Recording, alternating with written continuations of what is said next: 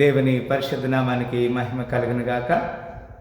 ఈ సాయంకాల సమయంలో కీర్తన గ్రంథము మొదటి ఈ సాయంకాల సమయంలో ఈ ఇంటర్సెసరీ ప్రేయర్లో పాల్గొన్న ప్రతి బిడ్డని దేవుడి నిండాలుగా దీవించి ఆస్వాదించనుగాక. ఈ దినమునకు ఏర్పాటు చేయబడిన కీర్తన భాగము కీర్తనలు 13వ అధ్యాయము 6 వచనాలు ఉంటున్నాయి. వాటిని మనము ధ్యానం చేద్దాము.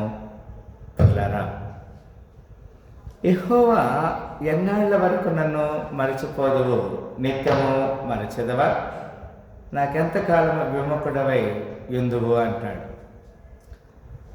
కొన్నిసార్లు మనము దేవుని సన్నిధిలో లేకపోతే దేవుని సహవాసంలో దేవుడు నన్ను విడిచాడు, లేకపోతే దేవుడు నన్ను మర్చిపోయాడు, లేకపోతే దేవుడు నన్ను నిత్యము మర్చిపోతాడు అని కూడా మనం అనుకుంటా ఉంటాం. కానీ అది అసంభవం పిల్లరా. ఒకవేళ సృష్టికర్త అనే దేవుడు మనల్ని మర్చిపోతే మనము ఈ లోకంలో మన జాలము, అది దేవుని యొక్క లేఖనం ఆ విధంగా మనకి హెచ్చరిక చేస్తుంది. ఈ లోకంలో మనం జీవిస్తున్నామంటే ఆయన మర్చిపోయే దేవుడు లేదా నేసిన దేవుడు కాడు.